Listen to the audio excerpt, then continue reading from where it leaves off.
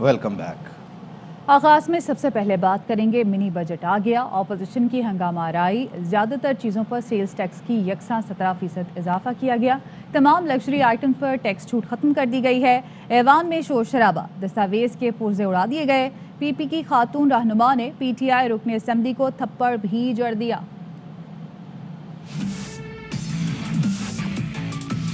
700 अरब रुपए का बिल था, उसको हमने 343 बिलियन पे लेके आया। कॉमन मैन पर 2 अरब टैक्सों का बोझ पड़ेगा, महंगाई होगी। खोदा पहाड़ निकला चूहा।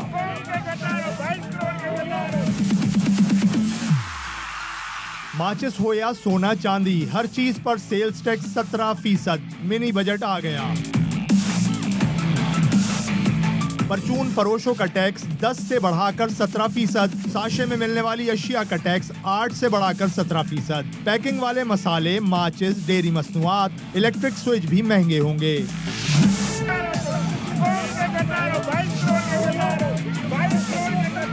दरामदी जानवरों, मुर्गियों, सब्जियों, ज़रई बीज, पौधों, प्रोसेस दूध, पैकिंग में दही, पनीर, मक्खन, देसी घी, बालाई की कीमत बढ़ेगी।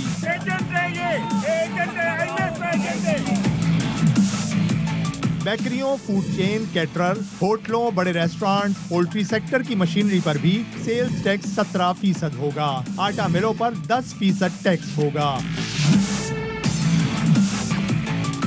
बैटरी, बड़ी और दरामदी इलेक्ट्रिक गाड़ियों, multimedia, duty free shop, post के जरिए पैकेट साल करने, बिजनेस टू बिजनेस रकम मुंतकली, गैर मुल्की तोहफों और एहतियात पर भी 17% सेल्स टैक्स आयद।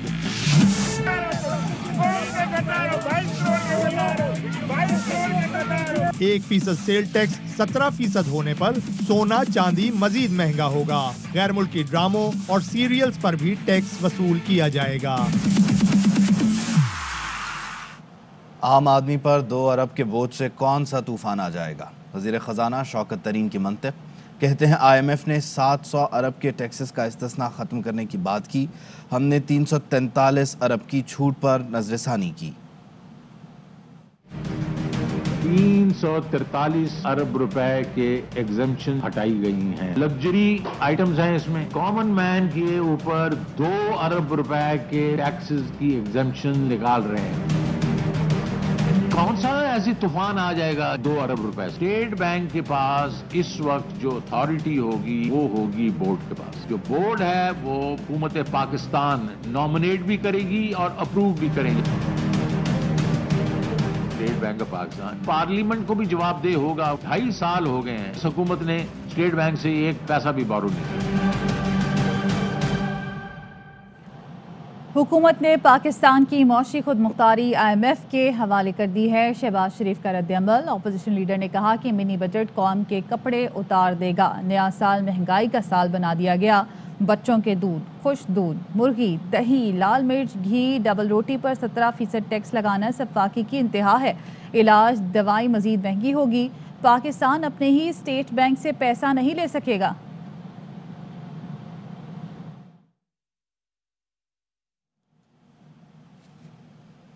मिनी बजट तरमीमी बिल पेश होते ही ऐवान मछली बाजार बन गया। ऑपोजिशन अरकान हुकूमती बेंचों और स्पीकर डाइस का घेराव करके खड़े हो गए। पीपल्स पार्टी के नवीद कमर और नवाज लीग के खेलदास कोहिस्तानी शौकत तरीन के सामने खड़े होकर नारे लगाते रहे। वजीर ख़जाना ऑपोजिशन अरकान को हाथ के इशारे से जाने का कहते रहे। खेलदास ने दस्तावेज की कॉपियाँ फाड़ कर उड़ा दी। इस दौरान तहरीक इंसाफ के एक रुकन ने खेलदास को धक्का भी दिया। नवाज लीग की तर्जुमान मरियम औरंगजेब एहतजाज के बजाय सिर्फ वीडियो बनाती रहीं। ऑपोजिशन तो एहतजाज कर रही थी, लेकिन शहबाज शरीफ, बिलावल और आसिफ अली जरदारी इस दौरान गैर हाजिर थे।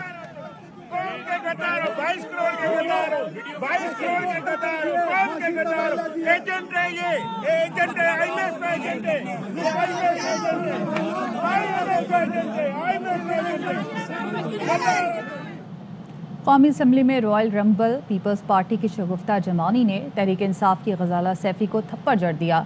दोनों मेंबरान ने एक दूसरे को धक्के भी दिए। वज़ीर इत्तलात फवाद चौधरी ने जेब से मोबाइल निकाला और वीडियो बनाना शुरू कर दी। PTI रहनुमा गजाला सैफी ने झगड़े की पूरी कहानी बयान कर दी।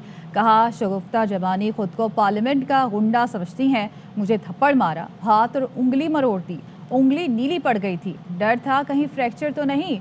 एक्सरे कराया, ब्लड प्रेशर भी बढ़ गया है। बैठे भी थे शौकत तरीन साहब भी, शिरीन मजारी भी और बहुत सारे लोग। उन्होंने ये भी कहा मर्दों से हम पे हाथ उठाओ, तो मर्द डर गए। इन्होंने उसी वक्त ये शगुफ्ता जुमानी ने किया है, फिजिकल होके एक थप्पड़ लगाया मुझे, एकदम मेरा हाथ मरोड़ा, उंगली छोटी मेरी मुड़ गई थी बहुत, नीली पड़ गई, तो मैं समझी शायद फ्रैक्चर है। हॉस्पिटल में एक्सरेज वगैरह कराए, ब्लड प्रेशर इंतहाई हाई हुआ है इस वक्त, मतलब बिल्कुल ही मुश्तिल किस्म की खातून है वो पार्लियामेंट की गुंडा नहीं अपने आप को तस्वुर कर सकती।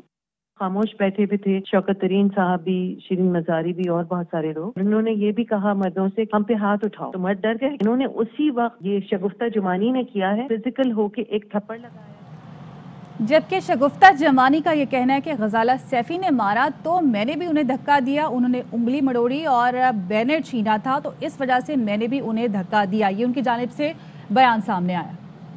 सियासी वर्कर हूँ, तरबियत याफ्ता हूँ। 4 टेन्योर्स में आप देख लें कि कभी किसी औरत ने किसी औरत पे हाथ उठाया है कि वो लोग जो सिफारिशी यहाँ पे आके पार्लियामेंट में बैठे हैं, जो कंटेनर पे जो उनकी सियासत थी कि मारो, गाली दो, बेइज्जत करो, वही सियासत आज उन्होंने अपनी खवातीन के थ्रू पार्लियामेंट में भी शुरू करवा दी। हम अपने बैनर्स लेके खड़े हुए थे, गजाला कैफी साहिबा आई हैं, पोस्टर फाड़ा, उसने मेरी ये उंगली उठा के मरोड़ी है, अपने दिफा में उनको धक्का देके दूर किया। उसके बाद ये गई है, फिर किसी के कहने पे आई, आते के साथ उसने मुझे यहाँ मारा। उसके बावजूद भी मैंने उसको हाथ उठा के दूर किया है। वापस आएंगे ब्रेक के बाद। Welcome back. वज़ीर आज़म कहते हैं हर 3 महीने बाद कहा जाता है हुकूमत मुश्किल में है। नवाज शरीफ जब सऊदी अरब गए तब भी कहा जाता था आज आ रहे हैं, कल आ रहे हैं। शहबाज शरीफ की तकरीर नहीं, नौकरी की दरख्वास्त होती है। वो पार्लियामेंट हाउस में सहाफ़ियों के सवालों के जवाब दे रहे थे। हुकूमत इस वक्त मुश्किल में नजर आ रही है। हर 3 महीने के बाद अब हुकूमत मुश्किल में है, कल मुश्किल में है। खान साहब, नवाज शरीफ के हवाले से कहा जा रहा है कि वो वतन वापस आ रहे हैं, तो इस हवाले से आपका मौक़िफ़ क्या है कि नवाज शरीफ वतन आज आ रहा है, कल आ रहा है? ये जब पहले गया था ना सऊदी अरेबिया, तब भी हम सुनते थे अब आ रहा है, कल आ रहा है, जब तक वो समझौता की तकरीर नहीं होती, उसकी जॉब एप्लीकेशन होती है। खुदा का वास्ता पाकिस्तान को ना बेचें। आप स्टेट बैंक का कंट्रोल IMF को दे रहे हैं। ख्वाजा आसिफ का कौमी असम्बली में इजहार ख्याल, कहा आप मुआशी तौर पर हमें गुलाम बना रहे हैं। ईस्ट इंडिया की हुकूमत आ चुकी है। बैंक का कंट्रोल IMF को दे रहे हैं। खुदा के लिए पाकिस्तान को ना बेचें। टेरिटोरियल ऑक्यूपेशन से भी ज्यादा बड़ा जुल्म है कि आप माशी तौर पे हमें गुलाम कर रहे हैं। पहले भी क़यामत टूटी थी 16 दिसंबर को जब ढाका फॉल हुआ था। आज पाकिस्तान का माशी सरेंडर हो रहा है। आपने जो वादे किए थे, आज भी उन वादों की गूंज ही चौक में बाकी है। वफाकी वज़ीर असद उमर ने कहा अपोजिशन को असल तकलीफ ये है कि हुकूमत नहीं गिरा सके। 1 माह से तूफान उठाया हुआ था। इमरान खान जाने वाला है, जिनके वज़ीर आज़म और वज़रा बैरून मुल्क इकामे पर काम करते रहे, वो कौमी सलामती के सबक दे रहे हैं। क्या अपोजिशन के एक्सपायर्ड सियासतदानों की तकरीरें सुनना ज़रूरी है? तकलीफ आपको सुनाई दे रही है, ये तकलीफ हो क्यों रही है? तूफान खड़ा किया हुआ था कि बस अब हुकूमत गई, अब इमरान खान गया, इनके आखिरी दिन आ गए। यहाँ पर बैठे हुए सिर्फ 3 मेंबर खड़े हुए इनको वोट डालने के लिए। अपने बंदों को कुर्सी से नहीं खड़ा कर सकते, इन्होंने हुकूमत क्या गिरानी है? कोई माली के अकामे पे, कोई धोबी के अकामे पे, कोई नाई के अकामे पे बाहर नौकरियां करते थे, वो हमें दर्ज दे रहे कौमी सलामती का। ये जो एक्सपायर्ड सियासतदान है, इनकी तकरीरें सुनना हम पे लाजिम है, ये नहीं है। अमीर लोगों पर टैक्स लगाया गया है। आम आदमी के इस्तेमाल की अशिया पर टैक्स रिफंड दिया गया है। वज़ीर इत्तलात फवाद चौधरी का ट्वीट, कहा 350 अरब रुपए के टैक्स में असल टैक्स सिर्फ 71 अरब रुपए का है जो इम्पोर्टेड अशिया पर है। शहबाज शरीफ का इस्तिफसार है कि टैक्स वापस ही करना है तो फिर लगाया क्यों? इसलिए कि ब्लैक इकॉनमी के बजाय दस्तावेजी मईशत को फ़रोग़ मिल सके।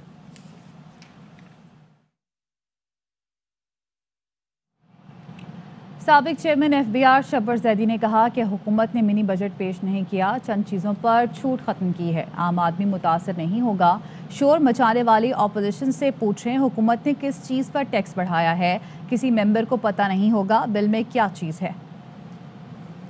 डिसएग्री करता हूं कि मिनी बजट है। चंद एग्जेम्पशन थी सेल टैक्स की, जीरो रेटिंग, उनको एडजस्ट किया गया है और ऐसी चीज नजर नहीं आ रही जो अवाम को डायरेक्टली इफेक्ट करेगी। पोजीशन के पास तो ये बिल है ही नहीं, ये शोर मचा रहे हैं, तो पता ही नहीं है। यकीन से कह सकता हूँ 100% यकीन से कि अपोजिशन के किसी आदमी को ये नहीं पता कि किन अशिया पे सेल टैक्स की एग्जेम्पशन खत्म की गई। बाहर बैठा हूँ, गवर्नमेंट छोड़ दी, दावा नहीं करता कि मैं किस चीज में कामयाब हूँ। मशवरा इमरान खान साहब को दे रहा हूँ, ये नहीं कहें कि हमने कोई बड़ी तब्दीली ले आए हैं। गवर्नमेंट अपने 3 सालों में कोई बड़ी तब्दीली नहीं ला सकी है। मजीद खबरें इस ब्रेक के बाद। Welcome back.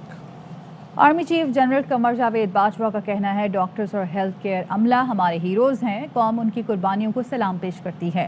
ISPR के मुताबिक college of physicians and surgeons Pakistan की 54वीं कॉन्वोकेशन तकरीब इस्लामाबाद में मुनक्किद हुई। Army chief general Qamar Javed Bajwa तकरीब के मेहमान खुसूसी थे। आर्मी चीफ की आमद पर कॉलेज के नायब सदर प्रोफेसर शोएब शाफी ने उनका इस्तकबाल किया।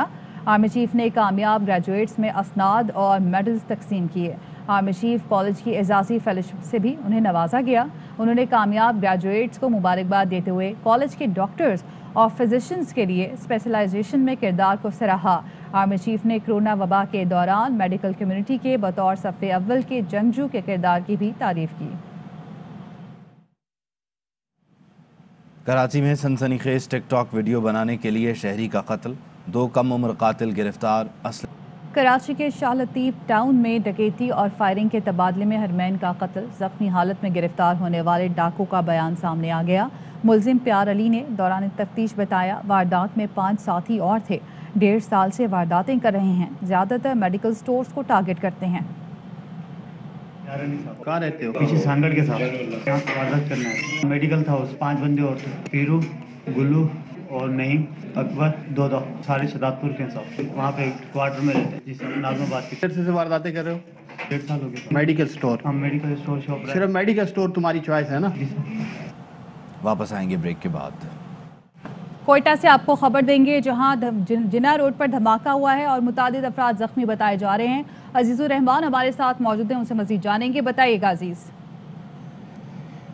जी बिल्कुल, ये धमाका शहर के वस्ती इलाके जिना रोड पर हुआ है, जिसमें रेस्क्यू ज़राए के मुताबिक मुतअद्दिद अफराद जख्मी हुए हैं, जिसे सिविल अस्पताल मुंतकिल किया जा रहा है।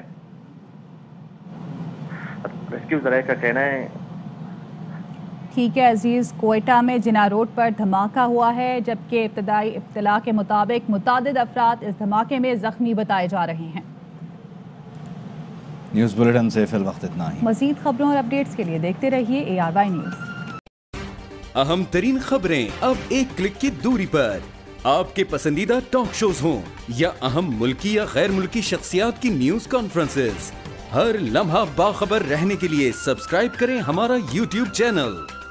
मौसम की सूरत हाल हो या खेल के मैदान से खबरें, अपने मोबाइल फोन से मुल्की और बैनुल अक़वामी अहम खबरों तक रसाई के लिए डाउनलोड कीजिए मोबाइल ऐप। बावसूख ज़राए से मुसद्दिका खबरों, तज्ज़ियों और तबसरों से मुस्तफ़ीद होने के लिए विजिट कीजिए पाकिस्तान की सबसे बड़ी न्यूज वेबसाइट www.arYnews.tv। इन सब के अलावा पाकिस्तान का सबसे बड़ा फेसबुक पेज हो, सबसे बड़ा न्यूज इंस्टाग्राम अकाउंट या फिर ट्विटर, ARY न्यूज पहुंचा रहा है खबरें सबसे पहले आप तक, ताकि आप रहें हर लम्हा बाखबर।